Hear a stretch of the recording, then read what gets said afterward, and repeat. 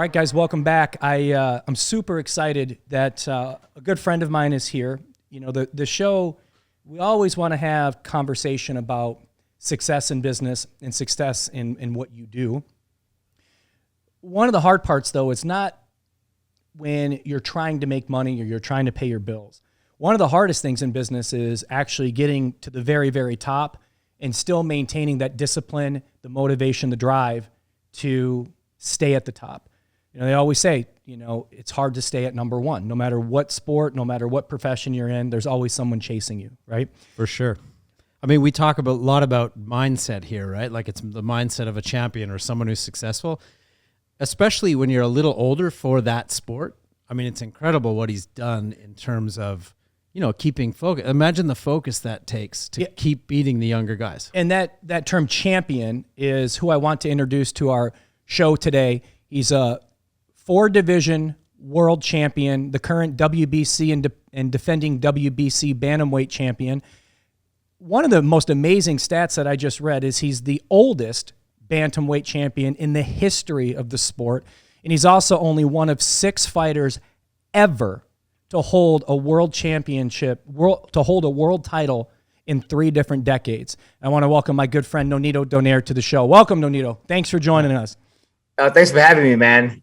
And, you know, I got to tell you, I know you better than most out there, but your energy, and every time I'm around you, Nonito, every time, every dinner we've had, every fight we've gone to, your energy is, number one, it's always so positive.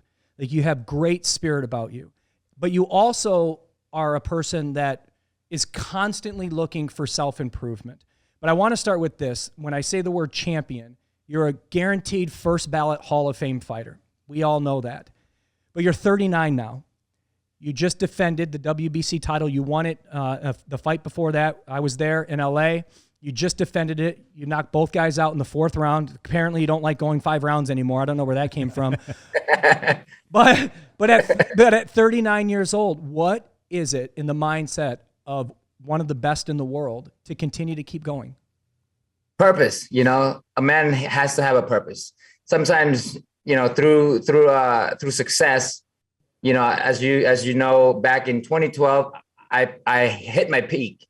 I was fight of the year. You know, I was known everywhere. I mean, I still am in the game. And then the few years has been up and down until you find that purpose of what you truly want to become.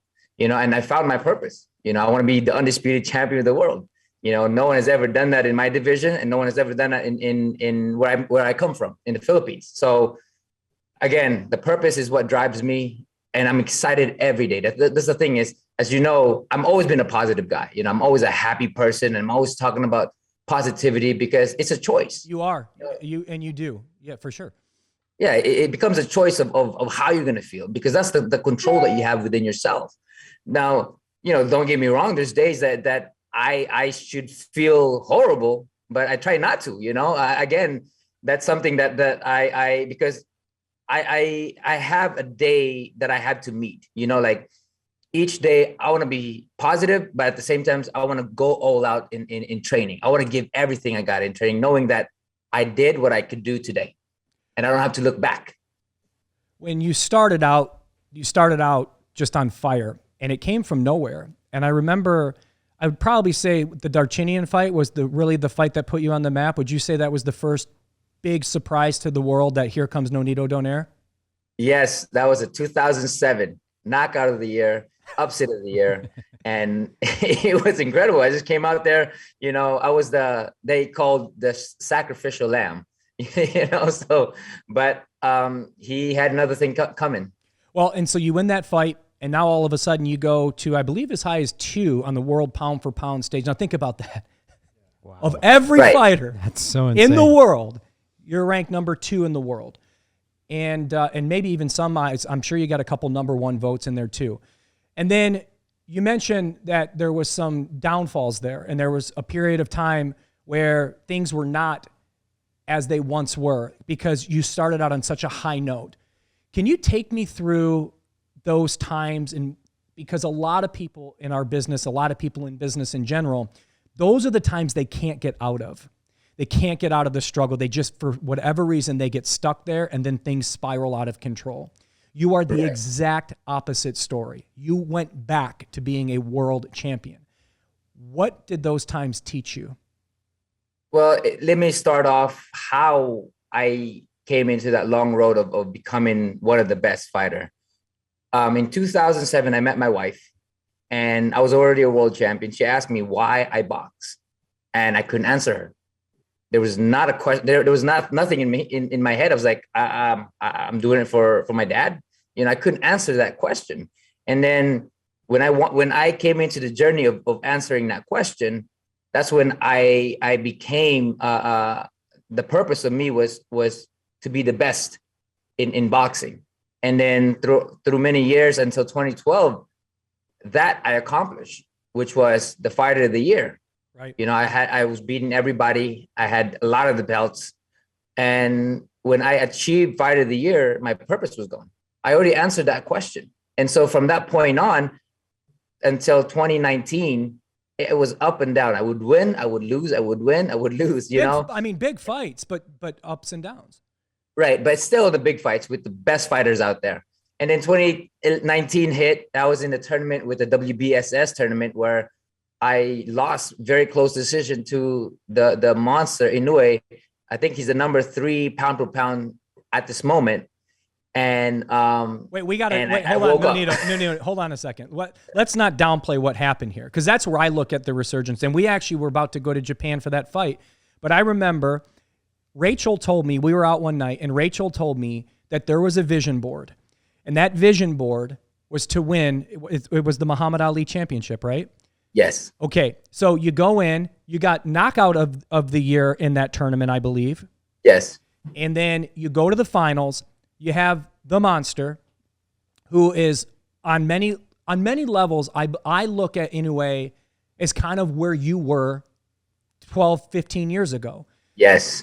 I really do. Like, that's how and he's feared. He's amazing. He is one of the best in the world. And in comes Nonito. And that got fight of the year.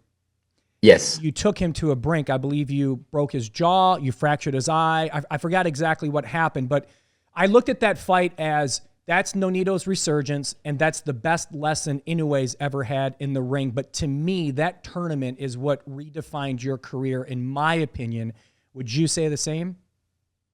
I mean, I still have a lot in me, but at the moment it was, you know, I was able to fight one of the best in the division, and, you know, took him to deep water. And I realized a lot from that fight. And this is why the redemption is here. This is the road to redemption. No doubt, but that's kind of what kickstarted it, that I can do this again and I can be undisputed if I really put my mind to it. Would you say? 100%. When I came in after that fight, I knew I was a better fighter, although I didn't get the decision. But there was just a lot of things that I felt I didn't do. You know, I came in here to fight. Now, after that fight, the last 2 fights, I came in to win. You know, that was a big difference. I came in to win because now my purpose is to become the undisputed champion of the world. That is the purpose. And this is why I'm coming back so much stronger, so much smarter, and trusting the ability that I have for 20 years of being a professional fighter. Do you think some of that was confidence? Like, you got your swag back, you got your confidence back? Like, is that part of it? I mean, I've always had the confidence. Even in that fight, I thought I was going to win the fight. You know, I've always had that confidence because I knew I know who I am, and I know what I'm capable of. But now I'm using everything that I have, that I've garnered in the 20 years of being a professional fighter, and just trusting that, you know, I can put a great game plan together. I can put an amazing game plan, and I know that with who has the best game plan will win the fight. But most of all, who has the best mindset and the strongest mindset will win the fight. Your wife is now your trainer? And yes. I know she puts a huge. Could you imagine that? I said this, okay? I said this, okay? If she's telling me what to do at the house, I have to listen. I know I'm going to listen when I'm in the corner. Yeah, exactly. Well, let me tell you, she is amazing at what she does, and obviously I know Rachel on a personal level. But the past 2 fights when she's been in your corner, you've had 2 KOs, both in the 4th round. What are you doing And I want to go back to being 39 because I'm 40 and I don't know how, like, I couldn't last 30 seconds in the ring and you're the champion of the world. This goes back to some lessons you were trying to talk to me about. But what's changed in the training regiment, though, to where, like, these guys aren't even standing a chance right now? I mean, both of those guys, I mean, they got worked. It wasn't like a fluke KO. Like, they were dominated from round 1 and they were out of there by round 4. Has something changed in the training regiment? I went, well, she's also my strength and conditioning. So I've taken my due diligence to do what I've done in the past, which is strength and conditioning, and most of all, strategy. You know, one thing that I know for sure that worked well is, you know, we implement this strategy, you know, into the fight, look into the opponents and all that stuff and create this amazing game plan. But the thing is, sometimes when I had other people there, even though how good they are, and, you know, like, say, for instance, Kenny Adams, he has 29 world champions in his belt, you know, and he's an amazing coach, but there's just things that I just can't listen. And it just goes back to the other ear, you know, or go through the other side. And with my wife, I guess it's the trust and the conversation that we have, and just the habit of listening to her, you know, and, you know, I would give her my game plan. She would revamp it a little bit here and there according to her experience as a Taekwondo master, you know, a black belter, you know, and so with that, and with my attentiveness to her voice, I was able to just implement what we put together. And I think that's the biggest, well, I know that's the biggest component to winning all the fights, because I'm doing what I've studied for, what I intended to do in you know, in the fight. I think that's part of business too. You know, a lot of times people get partners that they don't even know anything about them, and all of a sudden 2 years down the road, you see it all the time, they split. You know, it didn't work out because they didn't have that chemistry, right? Well, yeah. I mean, it's so much about communication, right? Like, just like boxing, it's like your teammate, you have to be able to talk to your teammates. Yeah, and then that level of trust, I think, is big too. Like he was saying about Kenny, it's not like the guy doesn't know what he's doing. It's just that I'm not clicking with you on the same level, right? So when we 100%, you know, like, say, with my father, you know, me and him, we have a good connection, but the chemistry is just not there. You know, I talked with my wife, and the voices that I hear is her more than anything, you know, is because when we train, we see each other in the gym, but we don't implement it when I'm in the house sometimes to remind me what I need to do. Now I have it everywhere. And sometimes we wake up at 2 o'clock in the morning. I'm like, hey, can we do this? Do you think this is going to work? I mean, she thinks I'm crazy because I just wake up in the morning and I tell her this game plan, or she wakes up in the morning and I'm like, what's going on? Can we do this? You know, so I think that's the biggest chemistry is knowing and trusting each other to a certain level that, you know, you can, I guess, exponentially create your potential, you know, with your partner. So I want to get into the personal side, but the last thing I have about the boxing side is what is your next goal? Like, who are you hoping to fight next? And then I know the ultimate goal, but what does 2022 look like for you? Well, what we're looking at this year, 2022, is probably a fight in April or May or June, you know, either one. But right now we're having a negotiation with the monster. So we're finalizing that. That's what everyone wants to see, right? And that's what I want to see. I don't care about what everybody sees. I care about what I want right now. And this is the fight that you know, this is what I'm saying, is that being a champion, you have to be laser focused and not allow any distraction or any intention from others, because you know what you want. And when you know what you want, you have to grasp every moment, every aspect. And by doing so, surround yourself with how you can get there. Sure. You know, and this is where I'm at right now. I'm just how to get there. Well, I think it's time. I mean, I believe it's warranted. And, you know, anywhere you look on social media, that's what the whole world wants to see. It would be one of the biggest fights of the year. But I believe that fight really could come down to even potentially a trilogy. And all of a sudden you have what's going to be an amazing fight. You know, he's going to come ready. We know you're going to come ready, but who knows even what the future holds after that fight. But everybody in the world wants to see that fight again. So I really hope that happens. Do you know where can it be in Vegas, you think? I'm not sure, man. I mean, because Japan will pay a lot of money.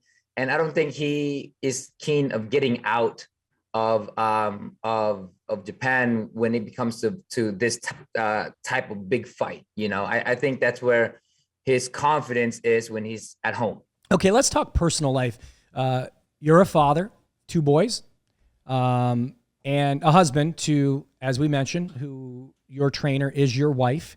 So it seems to be, and it's funny too, because Team Donaire, when you go to a Nonito Donaire fight, Nonito keeps his crowd or keeps his inner circle. You keep a pretty tight circle, Nonito. Like you're not somebody that wants to run with a huge crowd. It's family, it's Rachel's dad, it's some of your close friends, but that's how you roll when you come into a fight. I want to ask that question. Why is that something you've learned over your career, or why is it that you keep a really tight circle? I've always been the type of person that surrounds myself with the people I trust. So there's not much, obviously, from the crowds, or from the people that I bring. I mean, I just believe that if I have somebody who will give everything to me in terms of like, I got your back, and I the same. I think, when you go to war, I guess in the mindset of a warrior, it's about knowing that somebody has, someone has your back, and the comfort and the energy that they give their soul to you when you're inside that ring. They're just there. There's no other intention but supporting me at the very best of me. It is, and you get nervous, and you're there. We were with your good friend Jesse Vargas in LA, and he's all in too. In fact, I think, does Rachel train him now too? I am his. Rachel is the strength and conditioning trainer, and I'm the head coach along with his dad. And then so the fight in Arizona got canceled. He's going to go out to Madison Square Garden, right?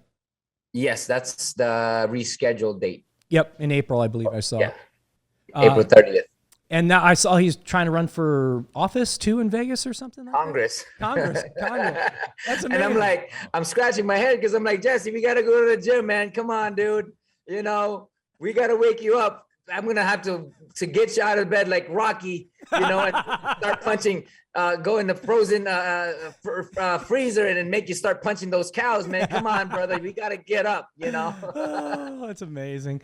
It's amazing. Well, you got a good crew. And I want to go back to that work-life balance because you're around it 24/7. But when you look at your own personal life balance compared to your professional balance, how would you say that you position your personal life to affect your professional life in a positive way?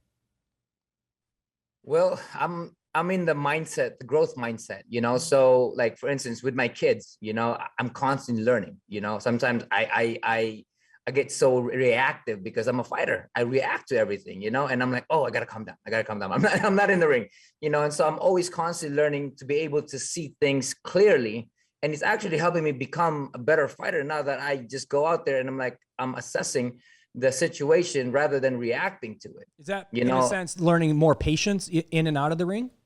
In and out of the ring, learning a lot of patience, but learning more in directing my kids in the direction of their emotion, by speaking the right words for them, or by giving the energy, like, if they're upset, be there for them. Because a lot of, when I was growing up, when I was upset or when I was crying, my dad would like, grow up, stop crying, So now I'm like, I would talk to them. I'm like, why are you okay? Are you feeling hurt? What's going on? Let's talk this out. Sure. And that's just it. I mean, it helps me as well to communicate with my kids, but mostly to communicate with my wife, Sure. Because communicating with your wife, the women and the masculine and the feminine energy are so different. So different. I'm so reactive, while she's so attentive, in a situation. So allowing myself to learn from my kids, and I tell them like, hey, buddy, I'm sorry I yell at you, man. I Papa's also learning. I'm like, what are you learning from us, Papa? I'm like, well, Papa is learning a lot, to be patient so that I can talk to you guys properly. So stuff like that. I just talk to them that way, and then at the same time, I learn to listen to my wife because I'm listening to them. I think I got to relate that to business too, like open communicative leaders, for example. Like knowing where you stand with somebody is so important, and not to have somebody that tries to bring you up here and then they'll chop you down when you're not looking. And I think leadership is something to where, in my opinion, you may not like what I always have to say, but at least you always know where I'm coming from. And I'm never like, what I'm saying is honest. I think that's so important when it comes to leadership in business and as entrepreneurs. I really 100%.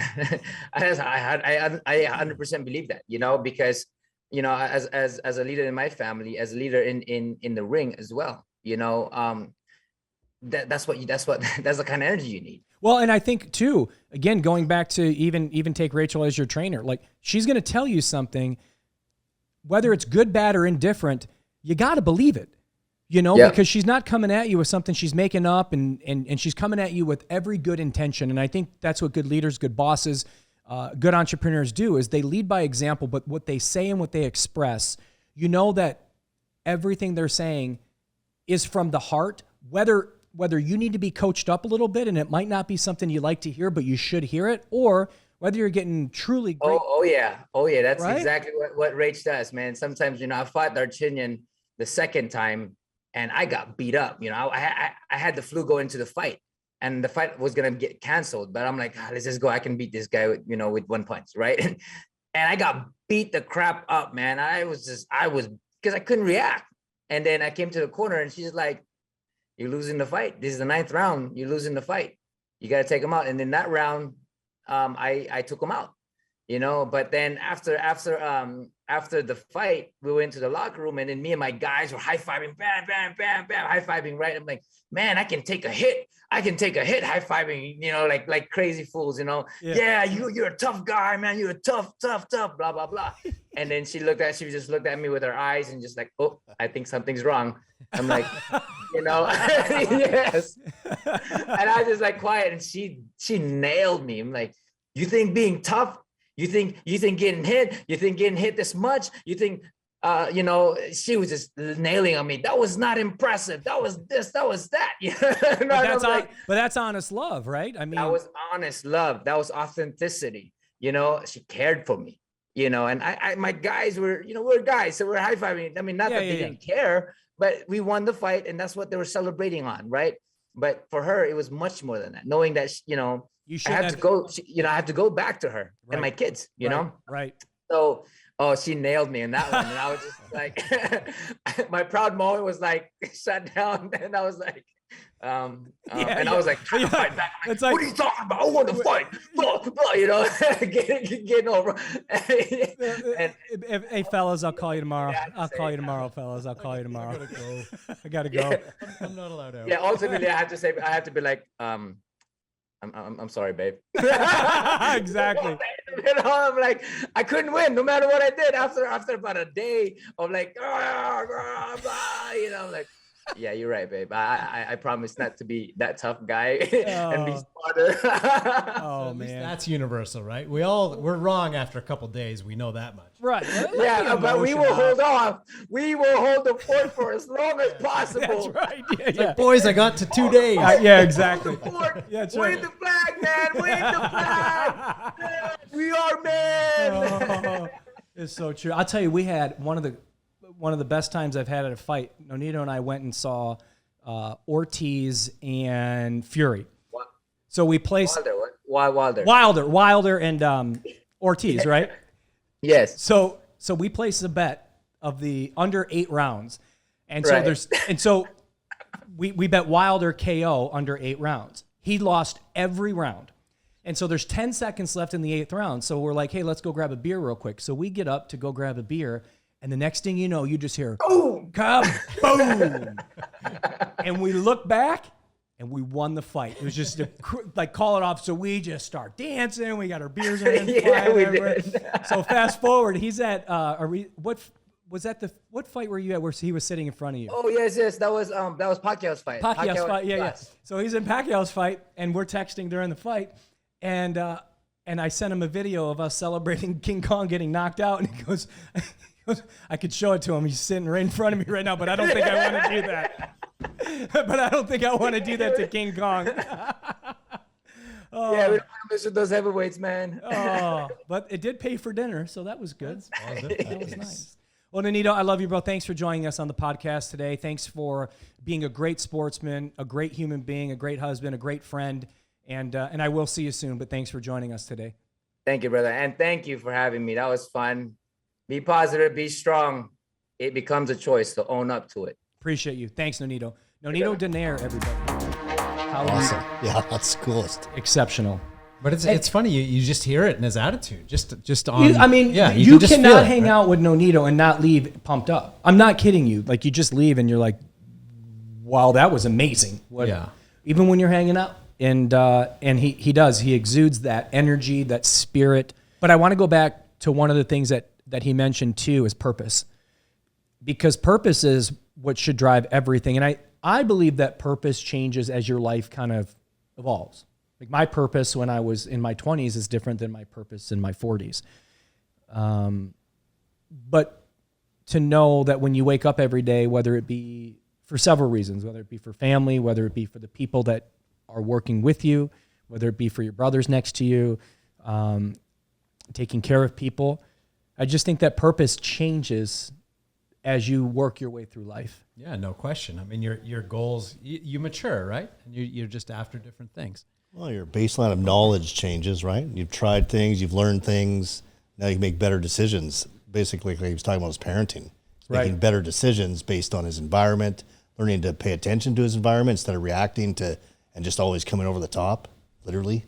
Like, that's the thing. Like, in your 20s, you're just trying to get laid. Yeah, right. Like, you got one goal. Yeah, one goal. I'm going to go out tonight on Thursday, Friday, Saturday. Yeah, so that purpose is something that no matter what it is, that's what you wake up and what you strive for. But like I said, I think there's multiple purposes too, you know. And I go back to the personal side as well, the purpose of why does everybody say they want to be healthy, but very few people have a purpose of being healthy?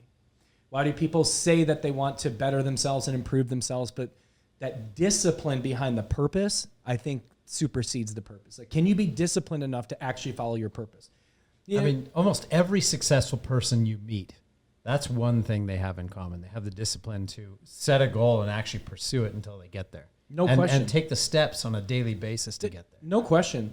Even within golf, nobody made you go to the course every single day. You could compete without practicing every day, but that discipline inside of you, that discipline for, you know, when you look at the business owner that actually opens up an hour early and stays an hour later just to hopefully get another sale, that corporate person that beats their teammates to work and stays later to show that, hey, whatever I have to do, I'm going to do it. And that is discipline. There's motivation and drive in there, but you don't have to do it every day. Do you think it's a lot easier to be really disciplined if it's something that you love? Yes. Like, you pick something you love and then it almost doesn't feel like work in a way. I mean, I know people say that all the time. That's the old cliche is, you know, do what you love and you never work a day in your life.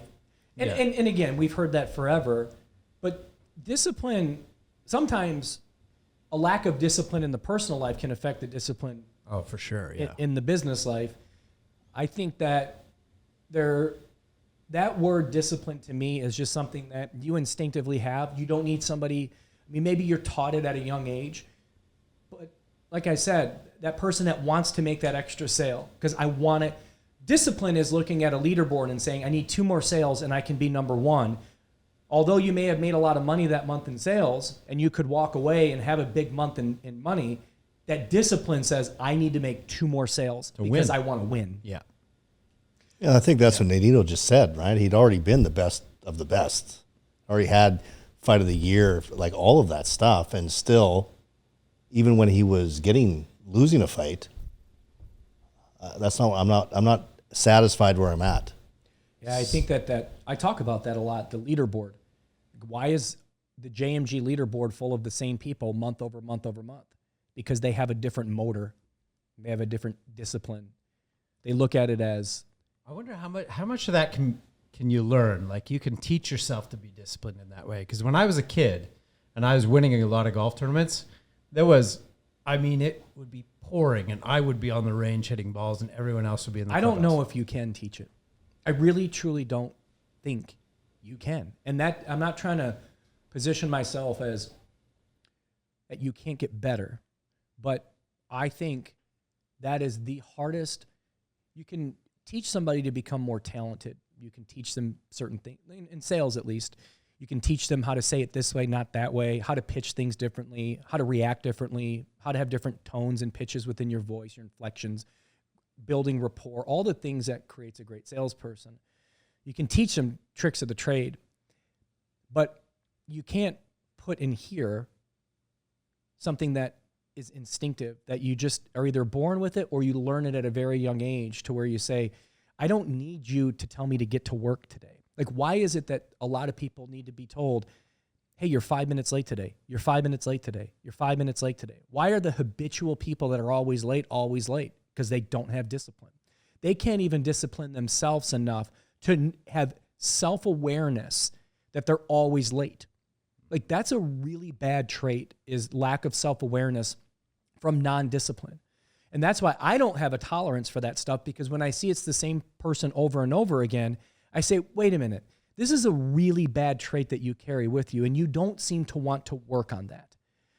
It's a bad trait when you're in real estate or you're a loan officer and you don't want to work weekends. You decide that I'm not going to work this weekend. And then you decide I'm not going to work the following weekend. Well, when you sign up for our business in particular, that's a given.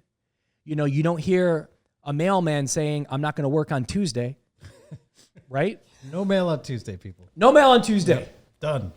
It really is a commitment to yourself. Discipline is committing to yourself that what you're going to do is what you want to be doing. It's the force of habit, though, that bothers me. Like, why do I can't force you to want to put in the extra grind. And when you reach levels in sports, like Nonito Donaire, where you're the champion of the world, I mean, first of all, to even be able to say that about yourself, that you are the champion of the world. There's no one better than you at this weight class, not in your city, not in your state, not in your country, in the whole world. People don't realize what that takes. What kind of attitude and work ethic. And I mean, you just have to. You got to have both. Like, talent can only get you so far. This is my point. When you reach yourself up to these certain levels, talent will only get you so far. We see it in golf. We see it in basketball. It's those that have the talent, which he clearly does, but also has the drive, discipline, and determination that he'll still outwork you. That's what makes a world champion. And there's very few people on that type of level. But when you minimize it more to like a sales organization or a corporate environment, there's still ways to compete to be number one. Like, look at your competition within yourself. Look at the competition in your office. Look at the competition within your company. Who are you competing against in a friendly rival of competition? And to let that person beat you is something that I personally can't tolerate. When I was in the field selling, or when I was at Pulte selling, I just hated to lose. I would not let someone beat me because I knew I could beat them.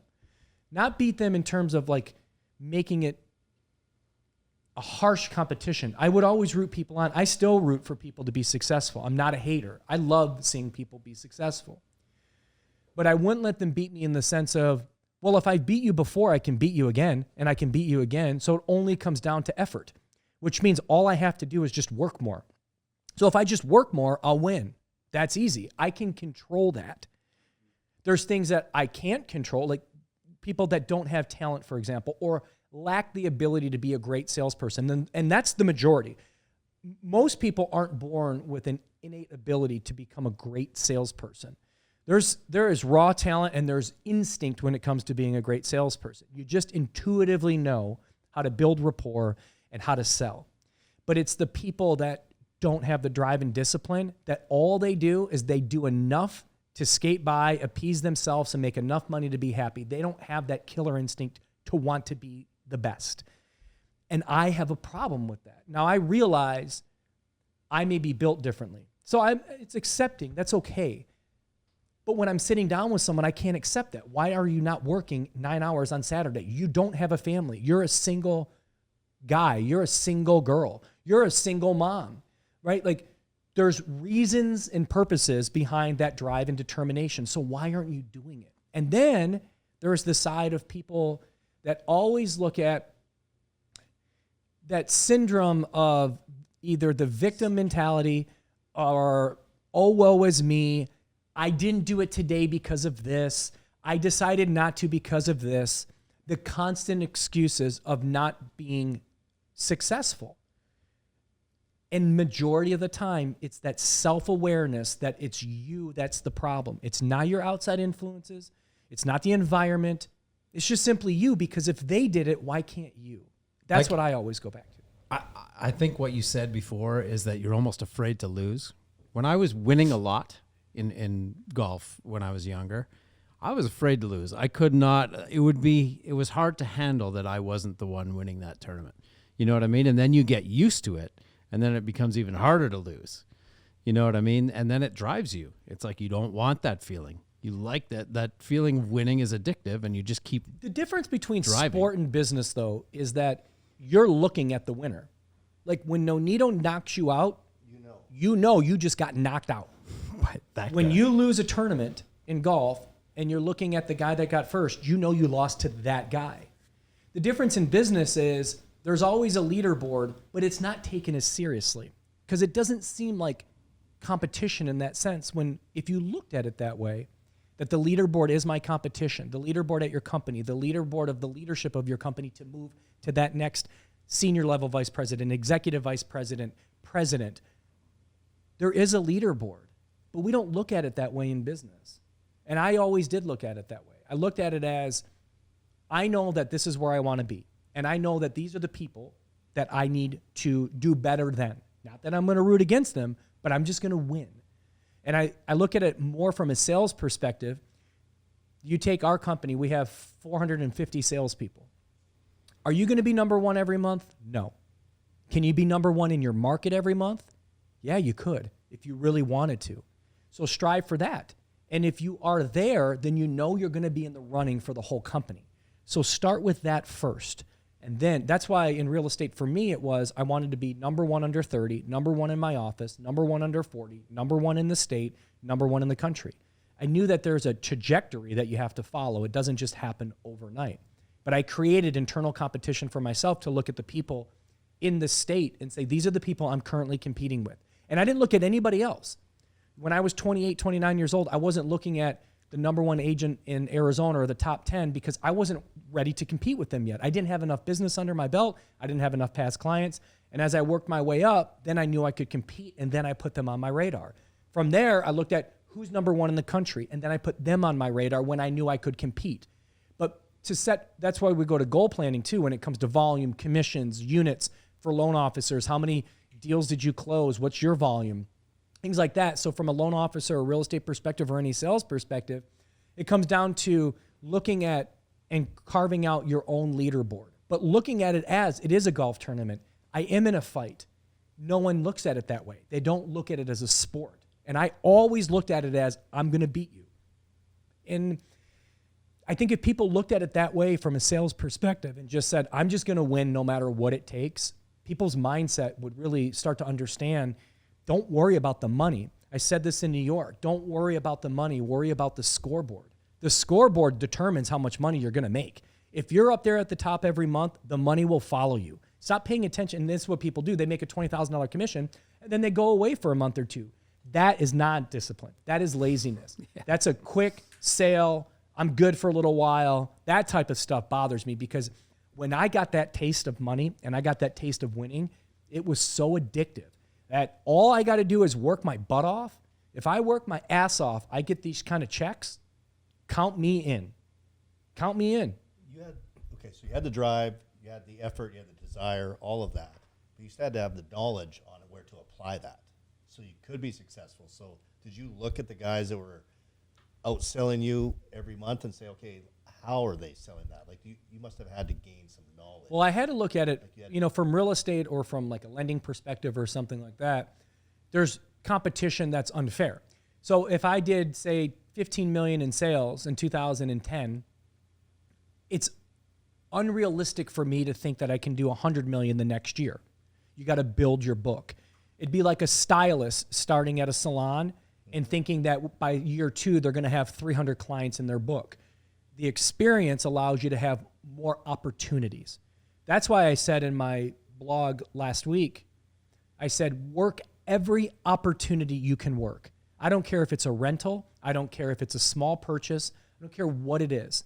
You got to work those opportunities because it's the experience that allows you to become a pro, but it's also working with those consumers that can send you their friends and family and everybody else. You don't work those people, you don't get those opportunities. But that takes time to build your, like when it comes to sales and it comes to things like real estate lending, things like service-oriented things as an entrepreneur, it takes time to build that book. But eventually, after several years, you're looking at, like, it's just increasing that level of competition. For example, going back to boxing, you guys remember that that video game, Mike Tyson's Punch-Out? Yeah. You remember that? That was a few years ago. What, I still remember the codes. I swear to God, I think I remember the codes. But when you're Little Mac and you fight your first fight, you're fighting Glass Joe. You're not going to lose that fight. Then you fight like a Piston Honda, and then you fight for the belt. But my point is, even within that video game, they break down different layers of competition. So you fight your first, you win your first belt. Then you raise the competition, and then you win your next belt. And then you raise your competition, and then you win your next belt, and then you get to fight Mike Tyson. My point is, that's the same way that we should be looking at internal leaderboards in competition, is that look at the competition that's truly competition and not something, like for example, Little Mac in his first fight can't fight Super Macho Man. But as he's worked his way up through the video games, he's gotten more experience, more fights, and he can actually compete now.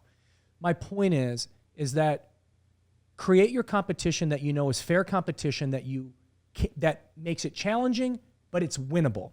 And then go to that next level. That's why I did under 30, my office, under 40, the state. I worked my way up into looking at different forms of greater competition as I built my career. And I look at the same thing from anybody in a corporate environment. You always start with, here's your first job, whether it's an assistant, like in lending, loan processor, assistant loan officer, application taker. Now you're an LO, you work your way up to senior loan officer, President's Club loan officer, sales director, regional vice president. You work your way up. So as you work your way up, just like Little Mac did through the ranks in the video game, as you work your way up, that's your new competition. Corporate America lays out those layers for you succinctly. As entrepreneurs and salespeople in the field, loan officers, real estate professionals, anybody in sales, if you're not in a corporate environment, if you're kind of more on your own, it's not laid out that way. But when you think about your competition should be in layers, and every layer is enhanced competition, it's just like baseball. What do? High school, college, A, AA, AAA, the majors. Everything's laid out that way. But we don't think about it that way as real estate professionals. But we should think about it that way. The only thing we do is we just hope we sell as much as we can in a given year. But that's not competition. Competition should be about winning. And if you're going to win, you have to have people to compete against. So everybody has to pick out within that layer, who am I competing against so I can win? And even if I don't make the money I thought I'd make this year, as long as I won, I won. I wish people looked at it that way. Yeah, absolutely. I read a thing one time, it was about Larry Bird. And he said the first thing he did when he got up in the morning was look, and this is when he read papers, he'd look at the paper to see what Magic Johnson had done the night before. Because Larry Bird was on the East Coast, so he'd play over there.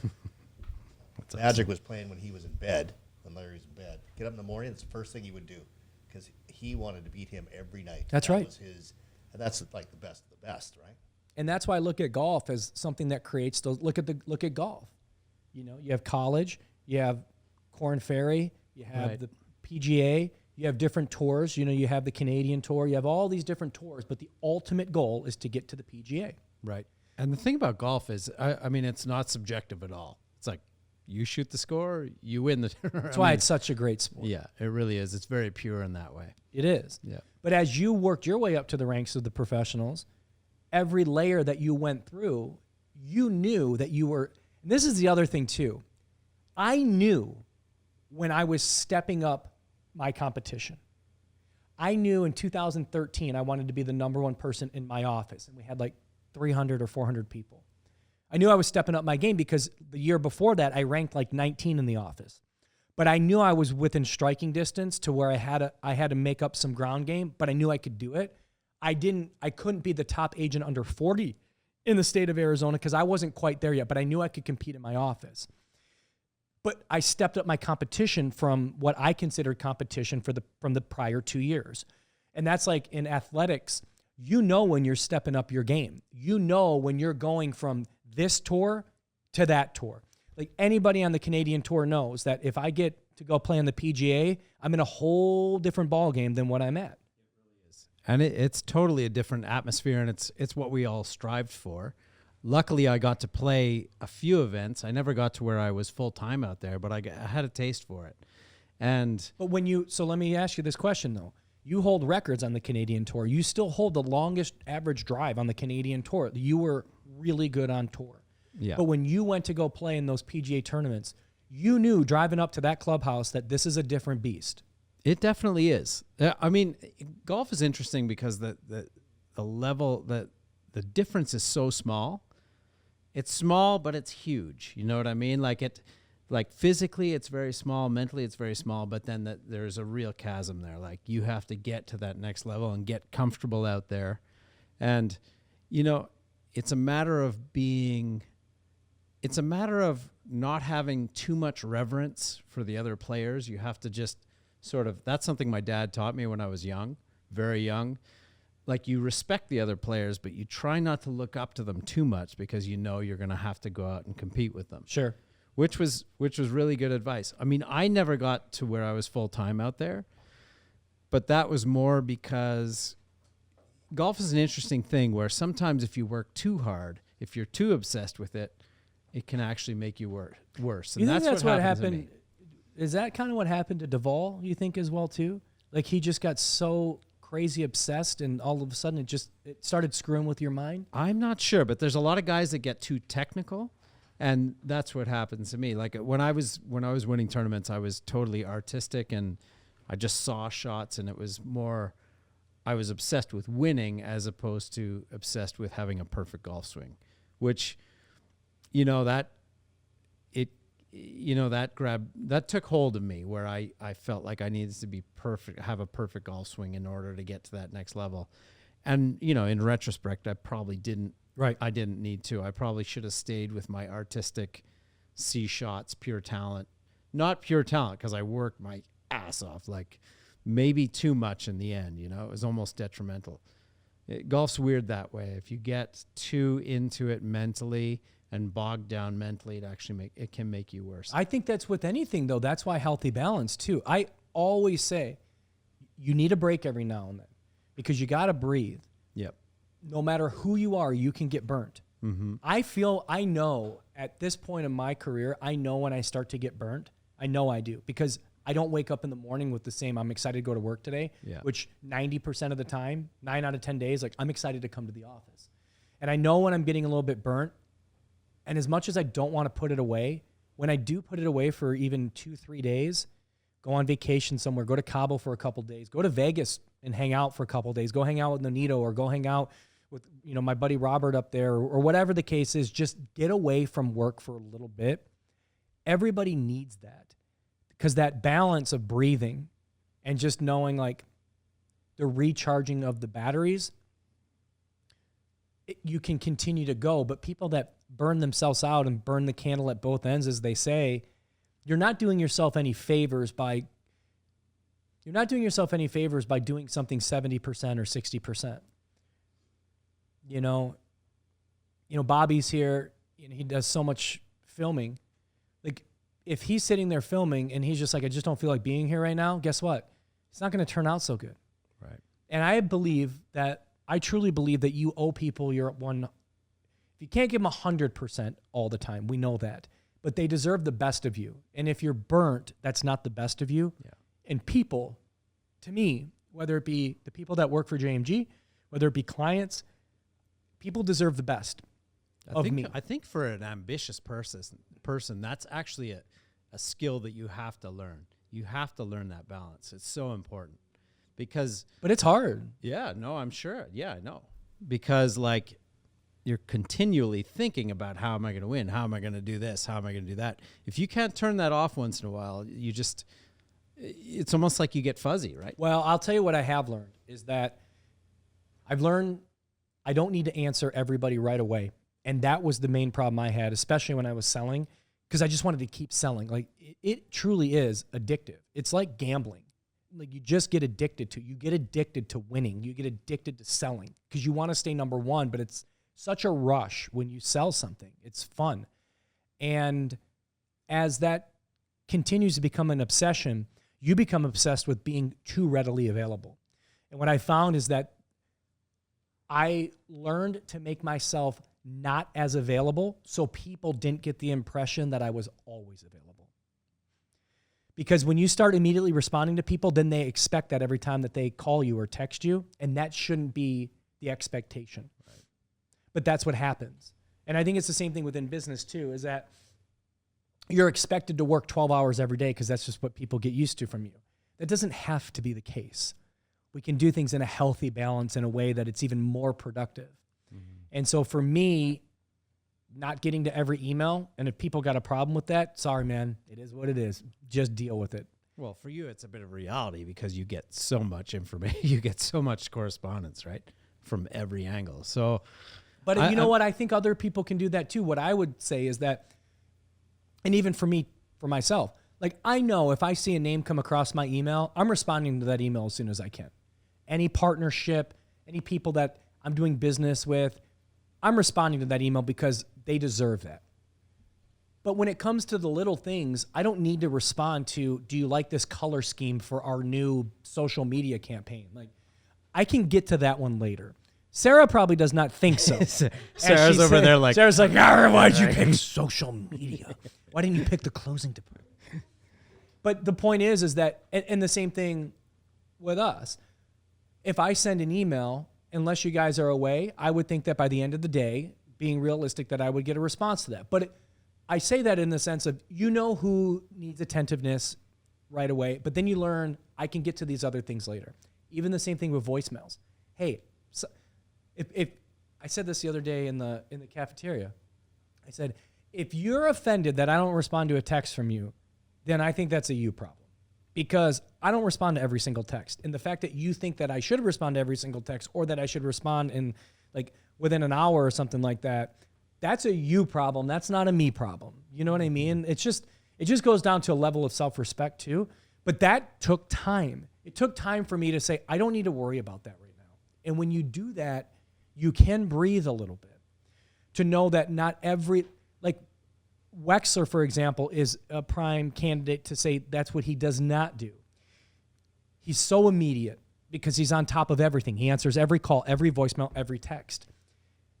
And he drives himself berserk.